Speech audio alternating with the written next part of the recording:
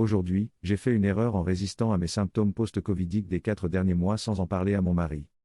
Nous sommes tous deux convaincus d'avoir contracté le Covid au début du mois d'avril, en raison de douleurs aiguës et lancinantes dans la poitrine, comme dans le cas d'une pneumonie. Mais à l'époque, les tests n'étaient accessibles qu'aux professionnels de la santé ou aux personnes directement exposées à des cas confirmés. Tout ce que j'ai obtenu, c'est une consultation par courrier électronique avec mon médecin, qui m'a dit de rester chez moi à moins de devoir aller aux urgences. Une semaine plus tard, je me sentais généralement mieux. À l'exception des frissons nocturnes. Depuis, c'est l'horreur. J'ai eu peur de réveiller mon mari, tellement je tremblais. Je ne comprends pas très bien, ma température n'a jamais dépassé la normale, elle a même souvent été inférieure à 97, mais j'ai fait des recherches et j'ai vu qu'il n'est pas rare d'avoir une température corporelle basse lorsqu'on lutte contre une pneumonie. www.mayoClinic.org/disease-condition/pneumonia/SIC20354204. Les frissons, par contre, ne sont pas des frissons légers. Si vous voyez une vidéo de ces frissons, vous penseriez que je suis au milieu d'un tremblement de terre ou que j'ai une crise d'épilepsie. J'essaie de m'en sortir en comptant à rebours à partir de 100, puis en comptant par 2, puis par 3, etc.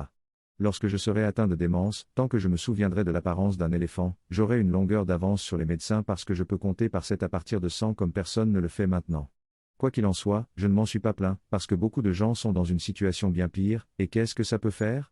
Voici ce qui est ressorti de la conversation d'hier. Lorsque mon mari a fait passer la maison du chauffage à l'air conditionné, il n'a pas voulu pousser la climatisation trop bas la nuit parce que nous avons accueilli le perroquet de mes parents l'année dernière.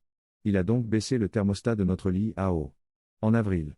Hier soir, j'ai mis un maillot de corps sous mon pyjama et je me suis instantanément guéri des effets à long terme du Covid. Trop long. Je n'ai pas lu. J'ai confondu le changement de température de notre lit à eau avec des frissons de Covid pendant 4 foutus mois.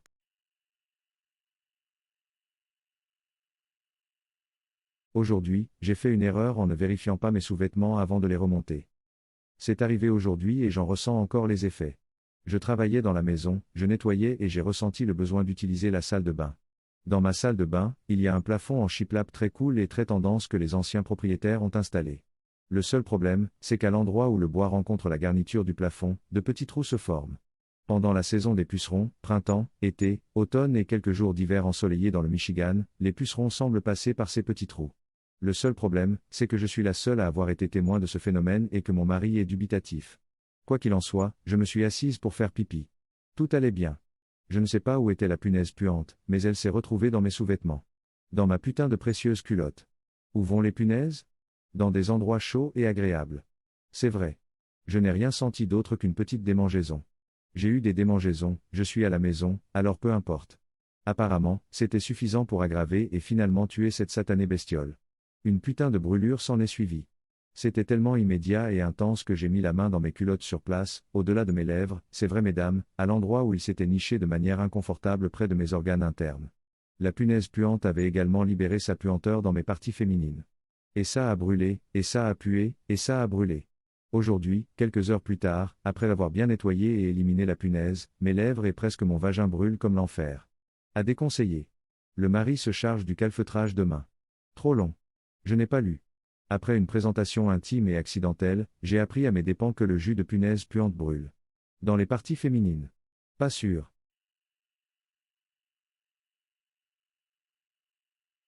Aujourd'hui, j'ai fait une erreur en mentionnant que mon père ne m'avait pas laissé passer la nuit avec mes cousins. Il y a quelques semaines, je suis allé à Dubaï avec mes frères et sœurs, M17, F15, M9, et nous avons séjourné chez mon oncle, du côté de mon père. Ma tante du côté de ma mère était également présente et j'étais proche de ma cousine, sa fille. J'ai demandé à mon père, qui était avec nous, si ma sœur et moi pouvions aller dormir chez eux parce que nous étions proches de notre cousine, et il a dit non. J'étais un peu triste, mais je me suis dit qu'il avait ses raisons et j'ai laissé tomber. Quelques semaines plus tard, nous sommes de retour aux États-Unis et j'ai parlé des soirées pyjama. Ma mère m'a dit que les soirées pyjama étaient stupides et américaines et que les seules soirées pyjama que l'on devrait avoir sont celles avec les cousins. J'ai ensuite mentionné le fait que mon père ne m'avait pas laissé organiser une soirée pyjama. À ma grande surprise, ma mère ne le savait pas et cela a déclenché une grande dispute entre elles. À mon insu, sa sœur n'était pas contente d'elle et ma mère n'arrivait pas à comprendre pourquoi. Ma mère a compris que c'était parce que moi et mes frères et sœurs ne la voyions pas beaucoup pendant notre séjour à Dubaï. Maintenant, nous sommes sur la route du retour après avoir rendu visite à d'autres membres de la famille et nous avons encore 4 heures devant nous et mes parents se mettent à parler arabe. Trop long. Je n'ai pas lu. J'ai mentionné le fait que mon père ne m'a pas laissé dormir chez ma tante et que ma mère ne le savait pas, ce qui a provoqué une grosse dispute entre eux alors qu'il nous reste encore 4 heures de route.